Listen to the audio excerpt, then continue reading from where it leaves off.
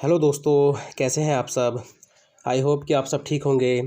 तो गाइस देखिए, जैसा आपको पता है 2023 से हमारे लेखपाल पटवारी, फॉरेस्ट गार्ड, बंदी रक्षक, पुलिस कनीज सहायक ये एग्ज़ाम कराने वाला है यूके पीसीएस। ठीक है, तो इन एग्ज़ाम में जो है हिंदी का पोर्शन भी जो है हमारा काफ़ी महत्वपूर्ण है, जो 20 नंबर का होता है। कितने नंबर का होता है? 20 नंबर का होता है। तो सामान्य हिंदी के महत्वपूर्ण प्रश्न का ये आज पार्ट 1 है। इसी तरह से आपको ये हिंदी की वीडियो देखने को मिलेगी। इसमें आपको 20 20 से प्लस क्वेश्चन ही देखने को मिलेंगे। हर वीडियो में 20 से प्लस क्वेश्चन ही देखने को मिलेंगे। आपके जो भी मैं क्वेश्चन कराऊंगा, चाहे 20 कराऊं, 25, चाहे 30, ठीक है, उसमें से आपके जितने भी मार्क्स आते हैं आप उन्हें कमेंट के माध्यम से ज़रूर बताएं। अगर आपको वीडियो अच्छी लगती है तो वीडियो को लाइक करें, कमेंट करें और वीडियो को अपने दोस्तों के साथ ज़रूर शेयर करें। तो चलिए, ज़्यादा टाइम ना ख़राब करते हुए वीडियो को शुरू करते हैं। तो देखिए, आज का पहला क्वेश्चन देख लेते हैं। भाषा के संबंध में निम्नलिखित में से असंगत कथन का चयन कीजिए। तो देखिए, भाषा के संबंध में निम्नलिखित में से जो असंगत इसमें कथन होगा उसको पहले एक एक करके देख लेते हैं। भाषा पैतृक संपत्ति होती है, भाषा सामाजिक संपत्ति होती है, भाषा अनुकरण द्वारा सीखी जाती है, या भाषा परिवर्तनशील होती है।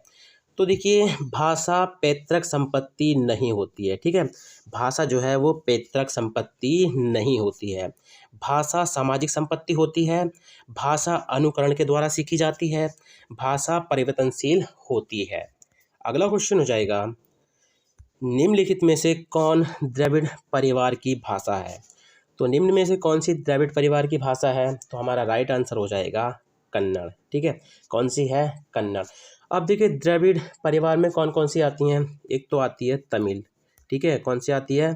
एक आती है तमिल, दूसरी आती है तेलुगु, दूसरी कौन सी आती है? तेलुगु। तीसरी आती है हमारी कन्नड़। ठीक है, और चौथी आती है मलयालम। चौथी कौन सी आती है गाइज? मलयालम। तो ये चार जो हैं द्रविड़ परिवार के अंतर्गत आती हैं। अगला क्वेश्चन हो जाएगा, हिंदी का संबंध किस भाषा परिवार से है। तो हिंदी का संबंध जो है किस भाषा परिवार से है? भारोपीय परिवार से। किससे है? भारोपीय भाषा परिवार से। जैसा आपको पता है, देखिए भारत में 4 भाषा परिवार हैं। ठीक है, भारत में जो है कुल कितने परिवार हैं? 4 भाषा परिवार हैं। कौन कौन से? भारोपीय है, द्रविड़, फारसी और चीनी तिब्बती। तो ये 4 भाषा परिवार हैं। भारत में बोलने वालों के प्रतिशत के आधार पर जो है भारोपीय परिवार सबसे बड़ा भाषा परिवार है। ठीक है, उसके अलावा देखिए कितने प्रतिशत है ये? 73%। ठीक है, बोलने के आधार पर जो है भारोपीय परिवार कितने प्रतिशत है? 73%। चलिए, अगला क्वेश्चन हो जाएगा, आर्य भाषा परिवार की भाषा नहीं है। तो देखिए, आर्य भाषा परिवार भाषा की परिवार, ठीक है, भाषा नहीं है। आर्य भाषा परिवार की जो भाषा इनमें नहीं है। तो कौन सी नहीं है? लैटिन। ठीक है, लैटिन नहीं है। आर्य भाषा परिवार में कौन कौन सी आती हैं? तो देखिए, एक पहली आती है बांग्ला। ठीक है, बांग्ला आती है, उड़िया भी इसी में आती है। ठीक है, असमिया हो गई, असम में जो बोली जाती है असमिया। ठीक है, मराठी, गुजराती, पंजाबी। पंजाबी के साथ एक आपको पंजाबी के साथ साथ एक लहंदा, ठीक है, लहंदा भी देखने को मिलेगी, लहंदा। और एक हो गई सिंधी। ठीक है, तो ये सभी आर्य भाषा परिवार के अंतर्गत आती हैं। बांग्ला, उड़िया, असमिया, मराठी, गुजराती, पंजाबी, लहंदा और सिंधी। चलिए, अगला क्वेश्चन देख लेते हैं। निम्नलिखित में से किस भाषा को देव भाषा या देववाणी कहते हैं। तो किस भाषा को देव भाषा या देववाणी कहते हैं? तो आप याद रखेंगे, किसको कहते हैं? संस्कृत को। किसको कहते हैं? संस्कृत को। अगला क्वेश्चन है, उत्तराखंड की द्वितीय राजभाषा है। तो देखिए, उत्तराखंड की द्वितीय राजभाषा क्या है? संस्कृत। क्या है गाइज? संस्कृत।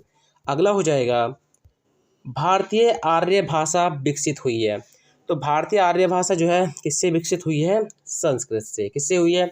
संस्कृत से। देखिए, संस्कृत, संस्कृत के बाद आती है पाली, पाली के बाद आती है प्राकृत। ठीक है, ये क्रम आपको जरूर याद होना चाहिए। प्राकृत के बाद आती है अपभ्रंश, अपभ्रंश के बाद आती है अबहट्ट। ठीक है, अबहट्ट, अबहट्ट के बाद आती है प्राचीन या प्रारंभिक हिंदी। तो आपको ये जो विकास क्रम है हिंदी का ये याद होना चाहिए, ठीक है। संस्कृत से पाली, पाली से प्राकृत, प्राकृत से अपभ्रंश, अपभ्रंश से अपहट, अपहट के बाद प्राचीन या प्रारंभिक हिंदी। क्योंकि यहाँ से भी क्वेश्चन पूछा जाता है आपसे, क्या पूछ लेगा कि प्राकृत की जो है पूर्वकालीन क्या है, तो पाली इस तरह से, तो कुछ ही पूछ सकता है वो, आगे पीछे करके क्वेश्चन बना देगा। चलिए अगला क्वेश्चन देख लेते हैं। सिंधु शब्द जिसे हिंदी की उत्पत्ति का संबंध माना जाता है किस भाषा का है, ठीक है। तो सिंधु जो है किस भाषा का है, संस्कृत। किस भाषा का है, संस्कृत। अब देखिए अगर हम लोग बात करें इस सिंधु, ठीक है, किस तरह से सिंधु, तो सिंधु से क्या बना था, हिंद, ठीक है। सिंधु से क्या बना, हिंद, ठीक है, हिंदू। सिंध से क्या बना, हिंदू। फिर क्या, हिंदू के बाद क्या कहने लगे, हिंद, ठीक है, हिंद। अब हिंद में ई प्रत्यय लगने के कारण क्या हो गया था, हिंदी, ठीक है। तो इस तरह से हुआ था। हिंदी जो है देखिए आप याद रखेंगे, हिंदी, हिंद, हिंदुस्तान, तीनों वर्ड आप याद रखना, हिंद, हिंदी, हिंदुस्तान, तीनों ही जो है मुख्यतः फारसी भाषा के शब्द हैं। किस भाषा के हैं, फारसी भाषा के हैं। लेकिन सिंधु शब्द जो है ये संस्कृत भाषा का है। चलिए अगला क्वेश्चन हो जाएगा, प्राचीन भारतीय आर्य भाषा संस्कृत जिसमें वैदिक तथा लौकिक दोनों सम्मिलित हैं का जो समय माना जाता है। तो इनका समय देखिए, अब इस क्वेश्चन को जो आप लूसेंट देखेंगे उसमें इसका आंसर जो आपको अलग मिलेगा, जो पनेरू है, ठीक है, पनेरू की बुक है हिंदी वाली मल्टीपल वाली, उसमें जो है इसका आंसर अलग मिलेगा। तो मैं दोनों बुक के अकॉर्डिंग आपको बता देता हूँ, ठीक है। तो देखिए जो लूसेंट में है 1500 ईसा पूर्व से 500 ईसा पूर्व तक, तो लूसेंट का हाल ही में, उससे पहले यूके ट्रिपल ने जो क्वेश्चन पूछा था उसके अकॉर्डिंग भी हमारा जो आंसर है ये वाला ही हो जाएगा, ठीक है। इसके अकॉर्डिंग जो हमारा यूके ट्रिपल ने अभी तक पूछा है उसके अकॉर्डिंग ये वाला आंसर हमारा राइट हो जाएगा। लेकिन जो हिंदी की पनेरू जी की बुक आई है उसमें जो है 2500 ईसा पूर्व से 500 ईस्वी तक, ये वाला जो है पनेरू वाली बुक में दे रखा है। तो आपको देखिए ये ऑप्शन के अकॉर्डिंग करना पड़ेगा, ठीक है। चलिए अगला है, निम्नलिखित में से किस भाषा को प्रथम देश भाषा माना जाता है। तो किस भाषा को जो है प्रथम देश भाषा माना जाता है, तो ये माना जाता है प्राकृत को। किसको माना जाता है, प्राकृत को माना जाता है गाइस, ठीक है। किसको माना जाता है, प्राकृत को। चलिए अगला क्वेश्चन देख लेते हैं, दोहा मूलतः किस भाषा का छंद है, ठीक है। तो दोहा मूलतः किस भाषा का छंद है गाइस, तो यह है अपभ्रंश का, ठीक है। दोहा जो है मूलतः किस भाषा का छंद है, तो यह है अपभ्रंश का। चलिए अगला क्वेश्चन हो जाएगा, किस भाषा का विकास सोर्स यानी अपभ्रंश से हुआ है। तो किस भाषा का विकास जो है सोर्स यानी अपभ्रंश से हुआ है, तो ये हुआ है गुजराती का। किसका हुआ है, गुजराती का। अब देखिए जो सोर्स यानी अपभ्रंश है इसके अंतर्गत कौन कौन सी आती हैं, एक तो आता है गुजराती, ठीक है। कौन सा आता है, गुजराती। पश्चिमी हिंदी, ठीक है, पश्चिमी हिंदी, पहाड़ी, ठीक है, राजस्थानी, ये सभी जो है किसके अंतर्गत आती हैं, सोर्स यानी अपभ्रंश के अंतर्गत। चलिए अगला हो जाएगा, पुरानी हिंदी नामकरण किसने किया। तो पुरानी हिंदी नामकरण जो है ये किसने किया है, चंद्रधर शर्मा गुलेरी जी ने, ठीक है, चंद्रधर शर्मा गुलेरी जी ने, ठीक है। और इन्होंने ही देखिए चंद्रधर शर्मा गुलेरी ने ही, ठीक है, अपभट्ट को याद रखेंगे, चंद्रधर शर्मा गुलेरी ने अपभट्ट को क्या कहा है, पुरानी हिंदी, यानी अपभट्ट को इन्होंने जो है पुरानी हिंदी कहा है।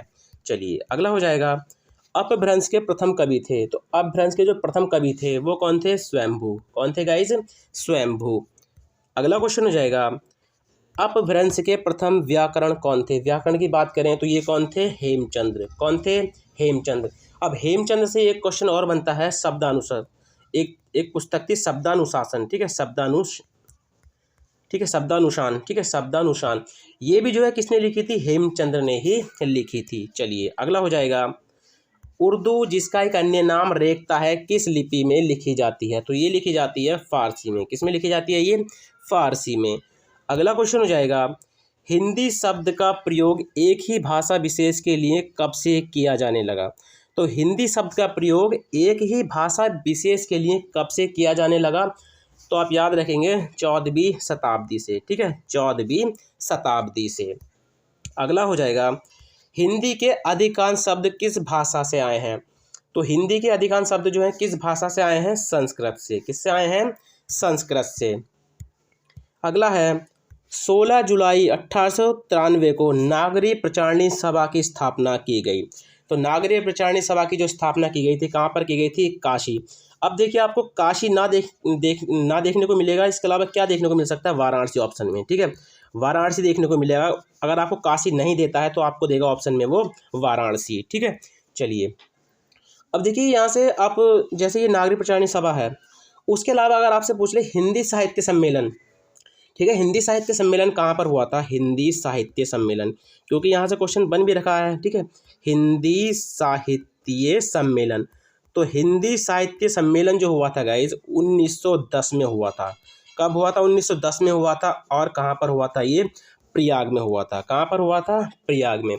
उसके अलावा अगर आपसे क्वेश्चन कर ले दक्षिण भारत, ठीक है, दक्षिण भारत हिंदी प्रचार सभा, हिंदी प्रचार सभा, तो दक्षिण भारत हिंदी प्रचार सभा, इसकी स्थापना जो हुई थी 1927 में हुई थी। और कहाँ पर की गई थी? मद्रास में। कहाँ पर की गई थी? मद्रास में। उसके अलावा अगर क्वेश्चन आपसे कर ले कि हिंदी विद्यापीठ, ठीक है, हिंदी विद्यापीठ, तो हिंदी विद्यापीठ अगर आपसे पूछ लेता है इसकी स्थापना कब हुई थी, तो 1929 में इसकी स्थापना हुई थी। और कहाँ पर हुई थी? देवघर में। कहाँ पर हुई थी? देवघर में। उसके अलावा एक महत्वपूर्ण क्वेश्चन यहाँ से और बनता है कि राष्ट्रभाषा प्रचार समिति, ठीक है, राष्ट्रभाषा, ठीक है, राष्ट्रभाषा प्रचार समिति, तो ये राष्ट्रभाषा प्रचार समिति जो बनी थी 1936 में बनी थी। और कहाँ पर बनी थी? वर्धा में। कहाँ पर बनी थी? वर्धा में। उसके अलावा नागरी लिपि परिषद आपको याद रखनी है, जिसकी स्थापना 1975 में की गई थी। कहाँ पर? नई दिल्ली में। चलिए अगला क्वेश्चन देख लेते हैं। हिंदी भाषा के इतिहास पुस्तक के लेखक हैं। तो हिंदी भाषा के इतिहास पुस्तक के जो लेखक हैं कौन है? डॉक्टर धीरेन्द्र वर्मा। कौन है? डॉक्टर धीरेन्द्र वर्मा। तो देखिए, डॉक्टर धीरेन्द्र वर्मा ने जो है हिंदी भाषा का इतिहास लिखा था। वहीं अगर डॉक्टर श्याम सुंदर दास की हम लोग बात करते हैं, डॉक्टर श्याम सुंदर दास की, तो इन्होंने लिखा था हिंदी भाषा और साहित्य, ठीक है, हिंदी भाषा और साहित्य। अगर हम कामता प्रसाद जी की बात करें, कामता प्रसाद गुरु की, तो उन्होंने हिंदी व्याकरण लिखा है। इन्होंने क्या लिखा है? हिंदी व्याकरण। हिंदी व्याकरण जो है कामता प्रसाद गुरु ने लिखा है। अगर हम लोग अयोध्या सिंह उपाध्याय हरिऔध की बात करें, तो इन्होंने हिंदी भाषा और उसके साहित्य का इतिहास, ठीक है, हिंदी भाषा और उसके साहित्य का इतिहास, ठीक है, किसने लिखा है? अयोध्या सिंह उपाध्याय हरिऔध ने, ठीक है। चलिए अगला क्वेश्चन देख लेते हैं। विश्व हिंदी दिवस कब मनाया जाता है? तो विश्व हिंदी दिवस जो मनाया जाता है 10 जनवरी को मनाया जाता है। कब मनाया जाता है? 10 जनवरी को। उसके अलावा अगर हम हिंदी दिवस की बात करें, तो हिंदी दिवस जो है 14 सितंबर को मनाया जाता है, क्योंकि 14 सितंबर 1949, ठीक है, 14 सितंबर 1949 से हिंदी को जो है राजभाषा का दर्जा दिया गया था, ठीक है, इसका दर्जा दिया गया था राजभाषा का। चलिए अगला क्वेश्चन है, भाषा के आधार पर भारतीय राज्यों का पुनर्गठन किया गया। तो भाषा के आधार पर भारतीय राज्यों का जो पुनर्गठन किया गया था, कब किया गया था? 1956 में। कब किया गया था? 1956 में। अगला है, भाषा के आधार पर सर्वप्रथम किस राज्य का गठन हुआ? तो देखिए, भाषा के आधार पर सर्वप्रथम जो है किस राज्य का गठन हुआ था? तो ये हुआ था आंध्र प्रदेश का। किसका हुआ था? आंध्र प्रदेश का। अगला है, अंडमान निकोबार में शासन और शिक्षा की भाषा है। तो देखिए, अंडमान निकोबार में शासन और शिक्षा की जो भाषा है वो क्या है? हिंदी। अब देखिए, अब मैं आपको यहाँ से बता दूँ, आपको पूछ सकता है कि किस राज्य में जो शासन और शिक्षा की भाषा हिंदी है, तो मैं हिंदी वाले जो है उनके मैं आपको नाम बता देता हूँ। देखिए, उत्तर प्रदेश, ठीक है, उत्तर प्रदेश हो गया, मध्य प्रदेश है, ठीक है, हिमाचल प्रदेश हो जाएगा, उत्तराखंड हो जाएगा, ठीक है, अपना उत्तराखंड हो जाएगा, छत्तीसगढ़, ठीक है, छत्तीसगढ़ हो जाएगा, झारखंड, ठीक है, झारखंड, बिहार, राजस्थान, ठीक है, राजस्थान हो जाएगा, हरियाणा, ठीक है, अंडमान निकोबार हो गया हमारा। उसके अलावा जो केंद्र शासित प्रदेश है दिल्ली, तो ये सभी, ठीक है, जहाँ पर शासन और शिक्षा की भाषा क्या है? हिंदी। चलिए अगला क्वेश्चन हो जाएगा हमारा, महात्मा गांधी अंतर्राष्ट्रीय हिंदी विश्वविद्यालय कहाँ स्थित है? तो महात्मा गांधी अंतर्राष्ट्रीय हिंदी विश्वविद्यालय जो स्थित है, ये कहाँ पर स्थित है? वर्धा में। कहाँ पर स्थित है? ये वर्धा में।